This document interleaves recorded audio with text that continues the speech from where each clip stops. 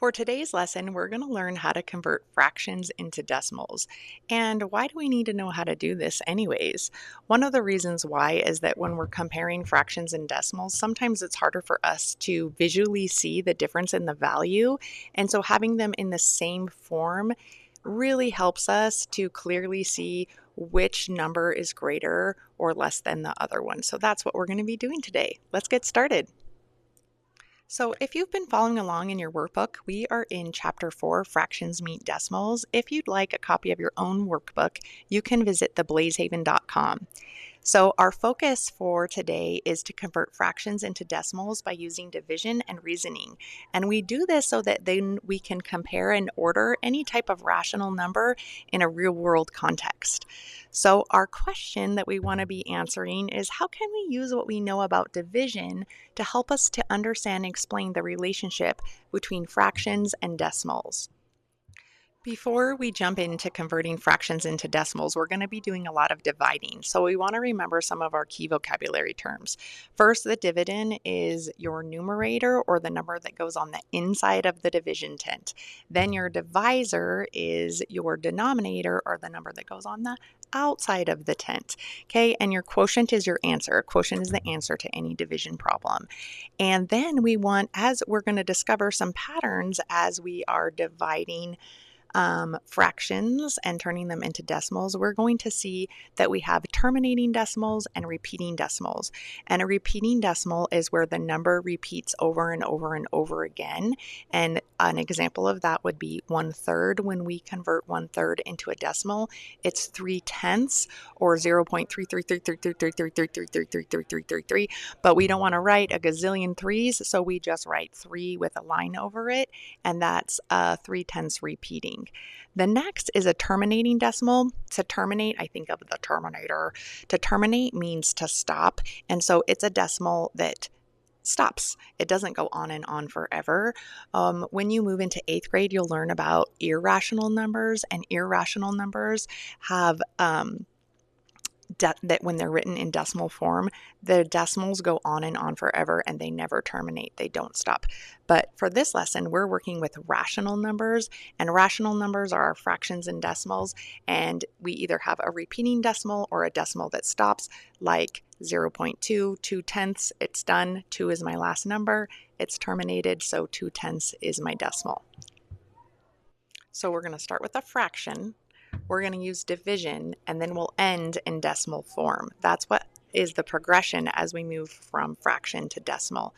So let's look at the example 2/5. Okay, 2 is our numerator, 5 is the denominator.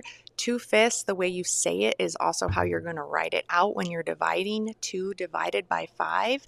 And when we work that out, we know that 2/5 equals the decimal 4/10. Okay, so remember that the numerator is what's being divided. That's the dividend, the number on the top. And then the denominator is what you're dividing by, the divisor. And in division, order matters.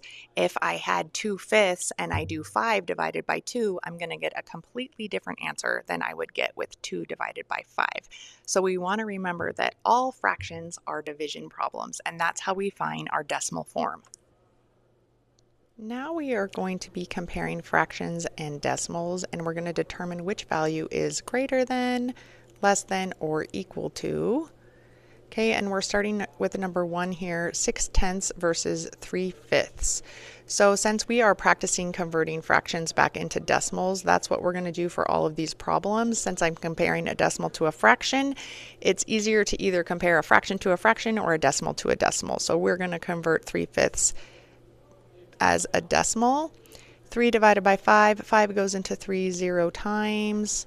I add in my decimal point, 5 goes into 36 times. 6 times 5 is 30. It goes in evenly. So 3/5 is the same as the decimal 6/10, and so the values are equal to. Let's go ahead and have you try number 2. Go ahead and click the pause button, and we'll come back and go over the answer. So 5/8 versus 7/10, I'm going to convert 5/8 back as a decimal. So 8 goes into 5 0 times, but 8 goes into 50 6 times. 6 times 8 is 48. I'll have 2 left over. I should have made a little more space here. 8 goes into 2, I'm going to drop in. 8 goes into 20. Let's see, 2 times. 2 times 8 is 16. 4 left over, I drop in my next 0, and 8 goes into 45 times. So 5/8 is the same as the decimal, 0.625, 625 thousandths compared to 7/10. Okay, so 7/10 is greater than 625 thousandths. So the 7/10 is greater. So when I write my inequality, it's going to be, we're going to say the whole number sentence here. 5/8 is less than 7/10. We are going to continue this idea by comparing fractions and decimals. Now there's just more than one. Okay, so we're going to keep the idea where we're going to convert these fractions into decimals and then compare them. We're going to put them in order from the smallest number to the biggest number, least to greatest. So let's start here with number 1. We have 2 1/3, 1 3/10, and 1/3. And some of these you might be able to identify right away. Okay, but we're practicing converting fractions into decimals. So 1/3 I'm going to do real quick right here. 1 divided by 3. 3 goes into 1 0 times, but it goes into 10 3 times. And we remember, hopefully you'll have this memorized soon, this is a repeating decimal. So 0.3 repeating, we have 1 3/10. So I already know that 1 3/10 is greater. And here 2 1/3, we know 1/3 is 0.3 repeating, and we also know that 2 is greater than 1. So our answer is going to basically be writing this in reverse. Our smallest value is 1/3, 0.3 repeating, then 1 3/10, and then 2 1/3. Okay, so you can rewrite it as fractions or decimals. Whoops, let me rewrite it. I'll rewrite it this time as the original format. So 1/3, then we'd have 1 3/10 and 2 1/3.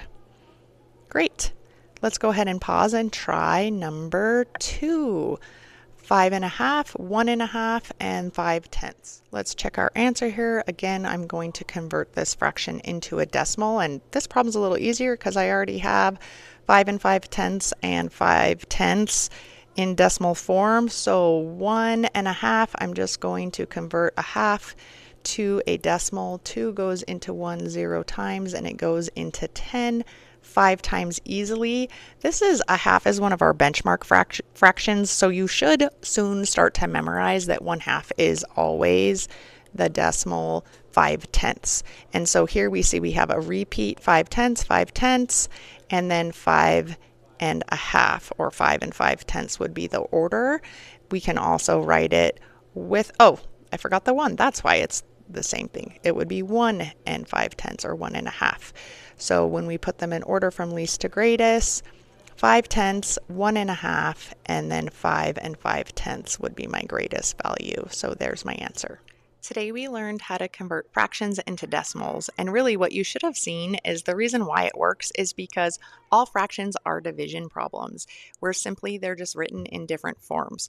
So when we take a fraction and rewrite it as a decimal, the reason why we want to do this is that if I have lots of fractions and decimals mixed up with different values, it's harder to determine which one's my greater or smaller value. And so if we put them all in the same form, all as fractions or all as decimals, then we can simply see which one is the greatest value, which one has the least value.